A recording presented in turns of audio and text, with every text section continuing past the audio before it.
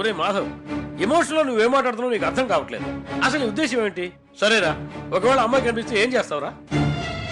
ఇన్నాళ్ళు నా కంటికి దూరంగా ఎందుకున్నావని అడుగుతాను.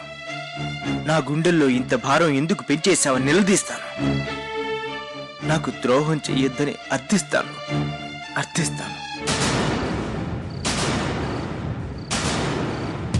ఒరే మాధవ్, ఆ అమ్మాయి నీ బాధ అర్థం చేసుకుంటుందట? తప్పకుండా అర్థం చేసుకుంటుంది మావయ్య. తను నాకు ద్రోహం చేయదన్న నమ్మకం నాకుంది. నా మనస్సాక్షి చెబుతోంది, నా ప్రేమ గెలిచి తీరుతుంది.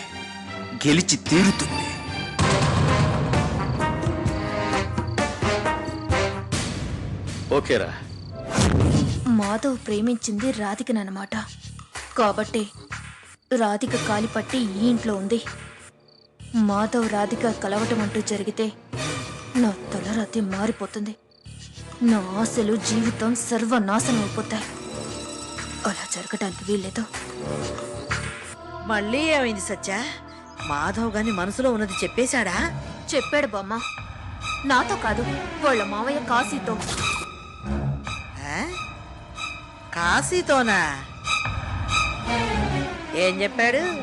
ఏవేవో ఆశలతో గాల్లో మేడలు కట్టుకుంటూ ఇంతవరకు నెట్టుకుంటూ వచ్చాను.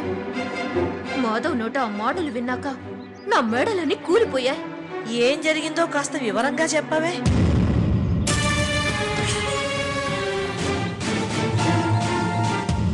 అది బొమ్మ జరిగింది. అంటే పెళ్లికి ముందే మాధవ్ రాధికని ఇష్టపడ్డాడన్నమాట. ఇష్టం కాదు బామ్మ, పిచ్చి ప్రేమలో మునిగిపోయి ఉన్నాడు. దేవదాసుల మందు బాటిల్ పట్టుకోలేదు కానీ రాధిక కాలి పట్టి పట్టుకొని తిరుగుతున్నాడు. నాకేమో తల తిరిగిపోతుంది. ఈ బంగారు తల్లికి కొండంత అండ నేనున్నాను కదా, నువ్వేం కంగారు పడకమ్మా. రాధికను కొట్టినంత ఈజీ కాదు మాధవ్ మనసు మార్చడం అంటే.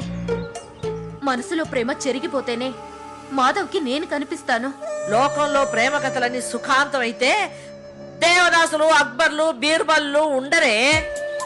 ప్రేమించడం ఓ పెద్ద రోగం అయిపోయింది. నువ్వేం కలవరపడద్దు. మాధవ్ ప్రేమ కథను పోస్టు డబ్బాలో వేసి టపా కట్టించేస్తాను. నాకు కావాల్సింది నీ సంతోషమమ్మా.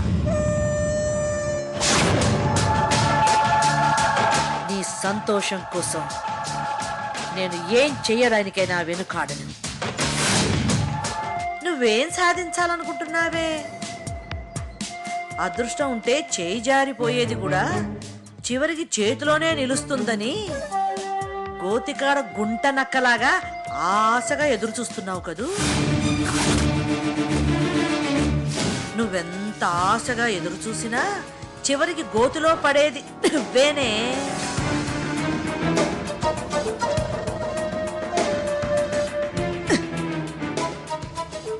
ఏమే, నిన్నేమో అనుకున్నాను గాని అబ్బా, నీ దగ్గర చాలా విద్యలే ఉన్నాయి. మాధవ్ నీకు ఎప్పటి నుంచి తెలుసు?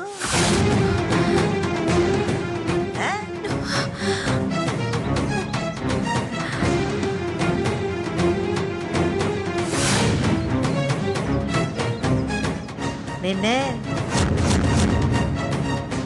అడుగుతుంటే మాట్లాడకుండా అలా గుడ్లప్పగించి చూస్తున్నావేమిటే?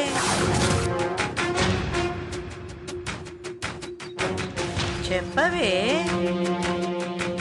సత్య పెళ్లి కంటే ముందే నీకు మాధవ్ తెలుసా?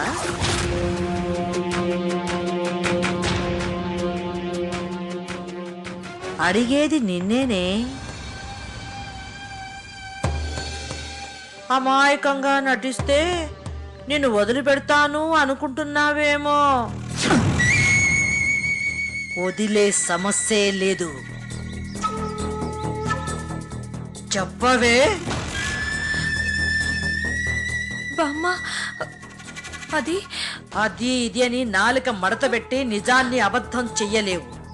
చెప్పు.